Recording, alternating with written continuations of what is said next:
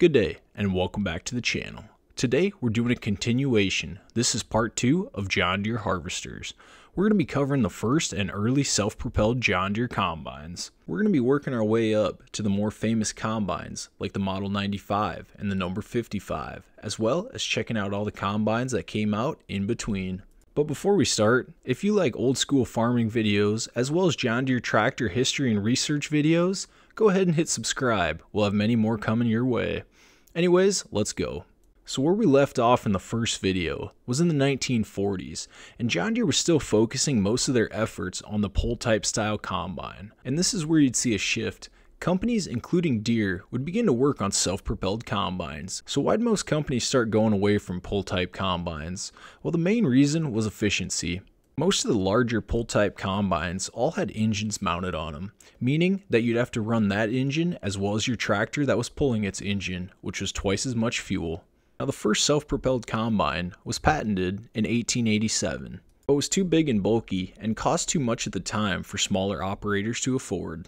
But now back to the 1940s. John Deere's first experimental combine would be the number 14. They would use many of the threshing principles that were in the 12A pole type combine.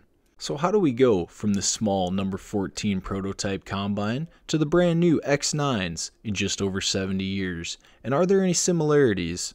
This number 14 would turn to the 44, but John Deere had many issues making this combine bigger. Some of the first drawbacks to the number 44 was where the engine was mounted. It was set up way too high with the grain tank, making this machine too top heavy. They'd move the engine from the right side to the left side to try and help with balance in the threshing unit. They would continue to make adjustments by resizing the grain tank as well as putting the engine lower to the ground. This in turn would make the machine more stable. One cool fact about this number 44 combine is that John Deere made a variant of it that had tracks. Now, although this number 44 combine would never see the production line, it's still cool to think that there was a track variant. They would use the 4-cylinder Hercules engine that was seen on many John Deere pole type combines previously. The main reason the number 44 combine was scrapped is John Deere believed it was too small and not efficient enough for farmers to want to purchase. By 1944, John Deere would go back to the drawing board, and here they'd pull a lot of things from the number 9 pole type. Number 9 was one of what I believe to be John Deere's first modern style combine units. It used a rasp bar system instead of the spike tooth cylinder that was seen previously. This combine also featured an auger header as well as a 6-cylinder Hercules engine. There's photos of John Deere mounting the engine behind the seat as well as on both sides of the platform. John Deere would eventually redesign this all when they'd put the grain tank in the center of the combine as well as putting the engine directly behind it. This helped keep the combine balanced, as well as make it look a little bit more like the combines we know today. By 1945, Deere was nearing closer to being able to release this number 55 combine, but some more prototypes and testing was still required. John Deere had a couple different platforms they'd test on the 55. One would be an auger head and one would be a draper head. The draper would soon become known as the 55C. It would feature canvas drapers, hence the C. Deere would eventually choose the auger style header over the draper design, and by the summer of 46, John Deere would begin to release some of its first productions of the number 55 combine. And in the following year, we'd see full production numbers from the John Deere Harvester Works. Deere's first self-propelled combine would feature 45 horsepower that was created from a 6-cylinder Hercules QXD3. It would also be equipped with a 45 bushel grain tank and a 30-inch cylinder. The top speed on this machine was 9.5 miles an hour. One of the standout features on this combine was the auger header.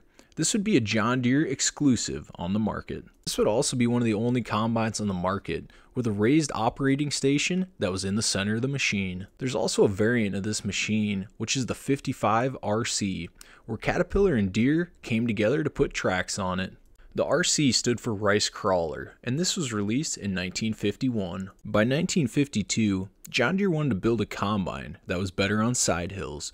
To do this, they needed to make the combine a little bit smaller. It's also worth noting that 52 was the last year of the John Deere A's, B's, and G's. John Deere would introduce the brand new mounted 227 corn picker in 1953. This picker would be very well received by farmers in the Midwest, mounting them on their new 60s and 70s. John Deere would also give the option to mount on the number 50 sheller to the back of your 227. This would give you the option to switch from ear corn to shell corn by switching out the elevator with the new sheller attachment and auger.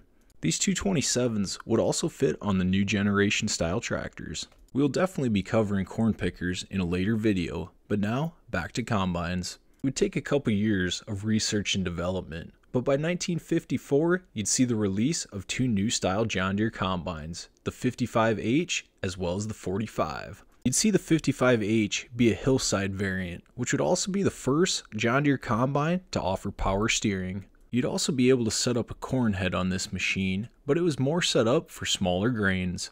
The platform on these combines would pivot ahead of the feeder house, keeping the feeder house always level.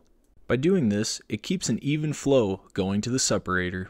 The number 55H would replace the number 36 pull-type Hillside combine. The number 45 would be a more diversified combine, giving us the best option thus far for harvesting corn, as well as all other kinds of crops. These number 45s would feature either a 10-foot platform or a 2-row corn head. The corn head designed for these machines was the number 10. You'd see a couple different changes to this machine. They would offer a high-low variant, which meant a more compact version for easier storage. The way they would achieve this is by widening the grain tank as well as making the auger a swing-back auger instead of a fold-up. Another advantage to these high-low combines was the radiator screen. You were able to fold this down to tuck it away in a shed.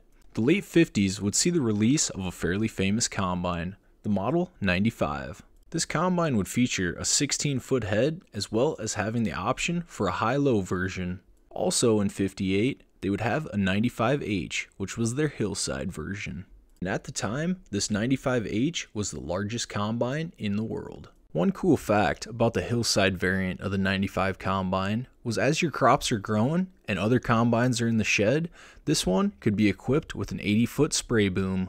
This spray boom would mount in front of the feeder house, giving you the same options for going on hillsides and being able to pivot. The sprayer attachment would also come with a 400-gallon tank, as well as the pump for it being driven off the combine engine. They would also go on to replace the Hercules engines in their 45 and 55 combines with John Deere Dubuque engines. With operator comfort becoming a major selling point, in 59 you'd see the option for factory-built cabs. These cabs would be available for the number 55 as well as the Model 95. You'd also get the option to change your gasoline engine to a diesel variant in your 45 and 55s. One cool fact that John Deere was testing at the time was the rotary separator. However, none of these made it into Deere combines until the future. By 1960, you'd see the release of the John Deere 4010. Along with this, it would bring us some new combines as well. There'd be the Model 40 released. Now this 40 was aimed more at the smaller farmer. 61 would also bring us a combine that was the biggest in the world at the time, the John Deere 105. Coincidentally, the engine on this machine would put out 105 horsepower. You'd also see many of these fitted with 4-row corn heads. With the 50-inch cylinder, it was ready to take on grain like no other. Around this time is when Deere would start experimental work on a hydrostatic combine. By 1964, John Deere would decide to restyle all their combines, giving us the squareback. These squarebacks would be available for the 40, 45, 55, 95, and 105. And this is how collectors today determine the general year of a John Deere combine. With the squarebacks in full production, you'd see one of my favorite variants come back, the rice crawler. This would be equipped on the 105 RC. These newer styled combines were also advertised as having 20% more output while maintaining the same size. The cell type separating grate was one of the main reasons for this output increase. It replaced the finger style grate that had been used in the past, and this new grate system was a John Deere exclusive at the time. By changing this grate, Deere claimed you could go faster as well as save more grain from going on the ground. They would also up the grain tank size on all the combines as well as unloading augers by making them bigger. As these self-propelled combines would be released, John Deere would still offer the option for a pull-type variant. For example, the Model 55 would convert to a 65 pull-type. Deere would also go on to redesign all the cutting platforms on these new releases, making them easier to attach and take off, as well as making them more heavy duty for going through harder and tougher crops. With the combines getting bigger and having more options, it required more performance. The updated version of the 105 would come out with the 404 diesel engine. 64 would also bring us all new operating stations.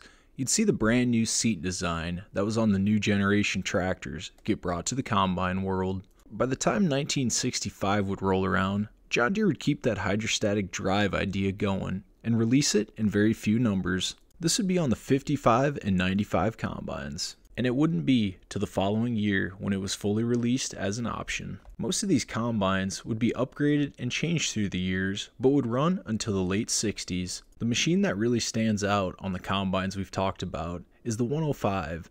This combine was ahead of its time and was often compared to the 6600s once they were released. This would be a turning point for the John Deere Harvester Works, and you'd see it as a launch pad into the 1970s, and that's where we'll pick up in the next episode of John Deere Harvesters. So I'm curious, which one of these self-propelled combines have you ran, and which one did you like the best? Let me know down in the comments. And anyways guys, we'll catch you in the next video. Thanks for watching.